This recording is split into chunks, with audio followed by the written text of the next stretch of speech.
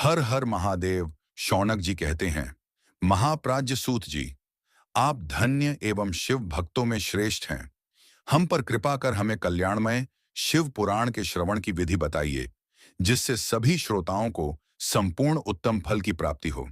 सूत जी ने कहा, मुने शौनक, तुम्हें संपूर्ण फल की प्राप्ति के लिए मैं शिव पुराण की विधि सविस्तार बताता हूं। सर्वप्रथम किसी ज्योतिषी को बुलाकर दान से संतुष्ट कर उससे कथा का शुभ मुहूर्त निकलवाना चाहिए और उसकी सूचना का संदेश सभी लोगों तक पहुंचाना चाहिए कि हमारे यहाँ शिव पुराण की कथा होने वाली है। अपने कल्याण की इच्छा रखने वालों को इसे सुनने अवश्य पधारना चाहिए। देश देश में जो भी भगवान शिव के भक्त हों तथा शिव कथा के कीर्तन और श्रवण के उत्सुक हों, उन सभी को आदरपूर्वक बुलाना चाहिए और उनका आदर सत्कार करना चाहिए। शिव पुराण सुनने के लिए मंदिर, तीर्थ, वन प्रांत अथवा घर में ही उत्तम स्थान का निर्माण करना चाहिए। केले के खंभों से सुशोभित कथा मंडप तैयार कराएं। उसे सब ओर फल पुष्प सुंदर चंदोवे से अलंकृत करना चाहिए। चारों कोनों पर ध्वज लगाकर उसे विभिन्न सामग्री से सुशोभित करें। भगवान शंकर के लिए भक्तिपूर्वक दिव्य आसन का निर्माण करना चाहिए तथा कथावाचक के लिए भी दिव्य आसन का निर्माण करना चाहिए। नियम पूर्वक कथा सुनने वालों के लिए भी सुयोग्य आसन की व्यवस्था करें तथा अन्य लोगों के बैठने की भी व्यवस्था करें। कथा बांचने वाले विद्वान के प्रति कभी बुरी भावना न रखें। संसार में जन्म तथा गुणों के कारण बहुत से गुरु होते हैं, परंतु उन सब में पुराणों का झाता ही परम गुरु माना जाता है। पुराण वेदता पवित्र, शांत, साधु, ईर्ष्या पर विजय प्राप्त करने वाला और दयालु होना चाहिए। ऐसे गुणी मनुष्य को इस पुण्यमयी कथा को बांचना चाहिए। सूर्योदय से 3:30 पहर तक इसे बांचने का उपयुक्त समय है। मध्याह्न काल में 2 घड़ी तक कथा बंद रखनी चाहिए ताकि लोग मल मूत्र का त्याग कर सकें। जिस दिन से कथा शुरू हो रही है उससे 1 दिन पहले व्रत ग्रहण करें। कथा के दिनों में प्रातः काल का नित्य कर्म संक्षेप में कर लेना चाहिए। वक्ता के पास उसकी सहायता हेतु एक विद्वान व्यक्ति को बैठाना चाहिए जो कि सब प्रकार के संशयों को दूर कर लोगों को समझाने में कुशल हो। कथा में आने वाले विघ्नों को दूर करने के लिए सर्वप्रथम गणेश जी का पूजन करना चाहिए। भगवान शिव व शिव पुराण की भक्ति भाव से पूजा करें। तत्पश्चात श्रोता तन मन से शुद्ध होकर आदर पूर्वक शिव पुराण की कथा सुने। जो वक्ता और श्रोता अनेक प्रकार के कर्मों से भटक रहे हों, काम आदि 6 विकारों से युक्त हों, वे पुण्य के भागी नहीं हो सकते।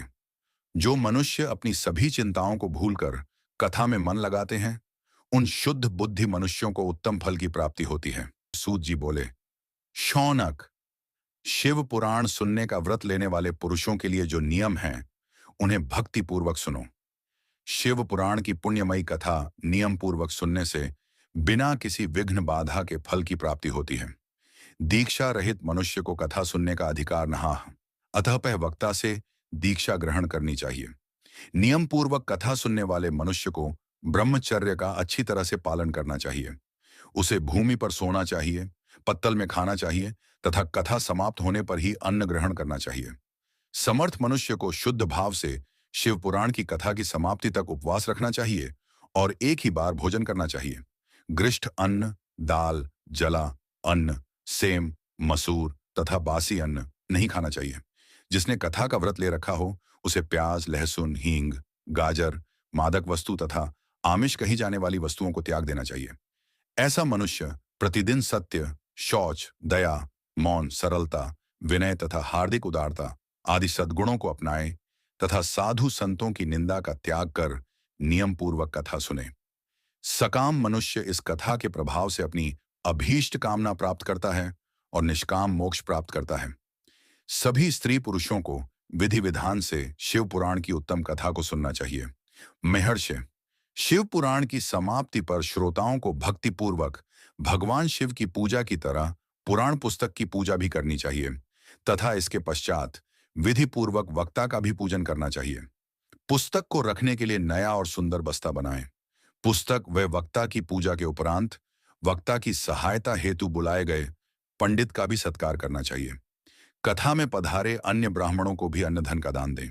गीत, वाद्य और नृत्य से उत्सव को महान बनाएं।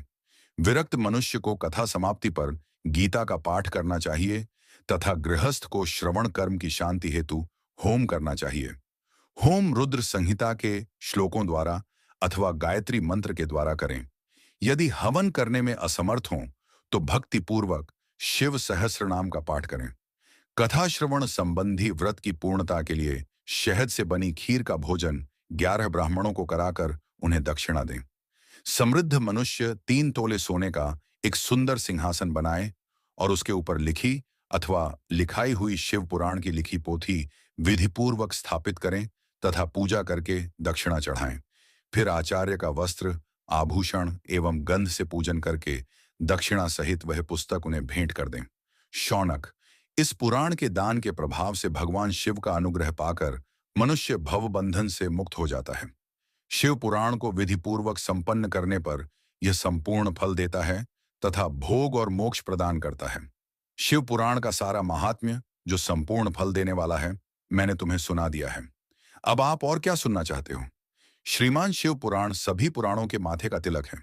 जो मनुष्य सदा भगवान शिव का ध्यान करते हैं, जिनकी वाणी शिव के गुणों की स्तुति करती है और जिनके दोनों कान उनकी कथा सुनते हैं, उनका जीवन सफल हो जाता है। हर हर महादेव।